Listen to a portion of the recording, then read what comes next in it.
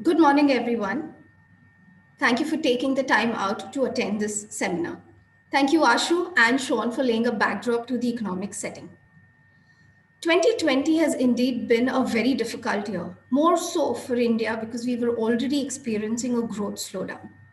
And the COVID hit made it even more difficult to get back on feet. Last year, policy response to COVID was focused more on damage control and some support to the economy. This year, though, the policy is expected to lean on normalizing some of the extraordinary or unconventional policy moves while also trying to ensure the smooth revival of growth. With this as backdrop, let me straight get into our expectations for fiscal 2022. I have three key points to make today. The first is that growth will be optical, but it will also be unevenly spread both across sectors and the two halves of this fiscal. The second, the task of the monetary policy is even more challenging in the coming fiscal. And the third, the medium term outlook for India faces some degree of permanent loss, but there are reasons that also hold promise. But let's first talk about the recovery and what we mean by it being optical in nature. This slide is a simple graphical representation of what the revival might look like. The horizontal line in brown that you see is where the economy was in quarter 4 of FY20. That is a year back from now. We've indexed the value of GDP to that quarter, so it's easier to explain. Now, with the red line that dips and then picks up for quarter 1 of FY21, that's where the economy is treading. With an expectation of 11% growth in FY22, along that line is where in the Indian economy will move. Now, what do we take away from that? In FY22, the Indian economy will be just 2% above the FY20 level of real GDP. The chart also has a gray dotted line that is seen sloping upwards throughout. This is where the economy would have been had COVID not hit us. In FY22, we will be about 10% below that line. Now, with that in sight, we see FY22 emerge as a story of two halves. The first, characterized by base effect driven recovery and challenges of resurgence in COVID cases. The second half should see more broad based growth, in our view, as vaccination and herd immunity support sectors that lag. These include most of the service sectors, especially the contact based ones like travel, tourism, some of entertainment, etc. Also, the second half should also see stronger global growth providing some benefit to India's exports. The government's focus to spend on capex is another supportive factor that we see. However, the economic impact of this will be felt only over a period of time. Meanwhile, it is the monetary policy that will need to perhaps work over time to ensure that financial conditions remain supportive of growth. On this slide, we have CRISIL's Financial Conditions Index. This index tracks 15 key parameters across equity, debt, money market, and forex markets. It also incorporates information on monetary policy and lending conditions. Here, higher values suggest easier financial conditions and lower values denote tightness. On the whole, this index shows that financial conditions eased after February last year, after the central bank reduced policy rates and also pumped in extraordinary liquidity into the system.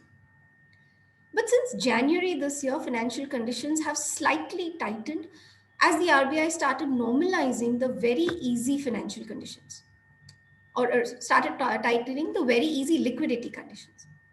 Allowing banks to park their surplus funds with the RBI through reverse repo windows and the announced hikes in the cash reserve ratio are two such moves that allow for moderating excess liquidity.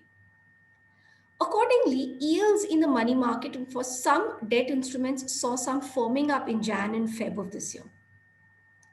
Now, with this playing out, the coming fiscal will also see pressure for government's market borrowings. For yet another year, we will see a huge supply of government bonds, both from the center and states. Now, other than normalizing of liquidity, two or three factors could push yields up from current levels. rising US Treasury yields, which could make the Indian yields look somewhat less attractive. And the second is firmer oil prices, which could keep the pressure on inflation. For now, the Monetary Policy Committee has continued to pursue an accommodative monetary policy stance and is committed to support the government's borrowing program. But inflation needs watching, else it could play spoil sport. This brings me to our slide on the broad outlook across macro parameters. On growth, I've already spoken. Consumer price inflation we expect will soften to 5% average in FY22, mostly as supply side pressures ease and food inflation comes down. Some pressures though remain since oil and commodity prices will be firmer and parts of core inflation have been rigid and could also firm up as domestic demand recovers. Overall, CPI inflation, despite coming down, therefore, still is expected to remain outside the RBI's target of 4%, and hence, monetary policy will stay vigilant. On the current account, we see it moving from a mild surplus in the current fiscal to a mild deficit in the next, mostly again as oil and commodity prices firm up and core imports also rise. But it will remain within comfortable levels. Yet, rupee is expected to see some depreciation, and this is despite global monetary policy staying easy. That's because global environment is turning somewhat uncertain, and that could keep capital flows volatile and exert some pressures on the Indian currency. On the 10-year GSEC yield, we expect the yield to firm up from current levels of around 6.2% average to 6.5% average in March of 2022. Finally, it's important to look beyond fiscal 2022 as well. After a growth spurt, we believe GDP will average about 6.3% over the following three fiscals. Even with that, Indian economy during that period is expected to face a permanent GDP loss of about 11% relative to the pre-COVID trend. Still, India will continue to grow faster than the world as a whole. And there are two or three key factors why we believe so. The first is that by choosing to not stick to the 3% fiscal deficit to GDP target under the FRBM, it allows additional fiscal room to the government to spend on capex. We estimate this additional fiscal space that's available at about 20 to 25 lakh crore rupees over a period of 5 years. The report that we are releasing today has finer details on this calculation. The second is that the reform momentum that has been set in has continued even through the COVID period. Especially, in fact, we saw some good ones being announced during the COVID-19 pandemic as well, such as the production-linked incentive scheme for manufacturing, the agriculture sector reforms, etc. These create a platform for potentially higher growth for India, but these are also reforms that are work in progress and need faster and seamless implementation.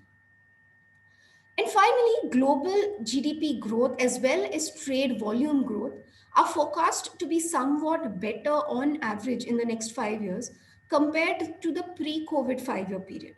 And that is certainly supportive. However, trade intensity of global growth has been coming down over the past several years. So Indian exporters will have to try and dodge some of that negative impact. Finally, these forecasts are not without their fair share of risks, and we have about 3 or 4 that we'd like to bring forward. First is that most major economies have undertaken debt to fund their COVID-19 fiscal stimulus packages. This is piled up on existing debt levels and will have to be brought down significantly, entailing normalization of fiscal stimulus. Any premature withdrawal of such stimulus, therefore, could threaten to slow or prematurely slow the pace of economic recovery. Second is that rise in non-performing assets, especially coming from smaller enterprises, could cause stress and somewhat threaten to impair the financial sector's ability to support a sustained and rapid pickup in growth. Third, a second wave of pandemic in several economies and the resurgence in a few states in India suggests to us that the pandemic remains an ongoing risk. And finally, after 2 consecutive years of normal monsoon, a third year of timely and well distributed rains is certainly not a given. In the past 20 years, only once it has happened that the Indian economy has seen 3 consecutive years of good rains. So, monsoon too, from that extent, becomes a monitorable. With this, I come to the end on the part on India's macros. Thank you, everyone, for a patient listening. Thank you.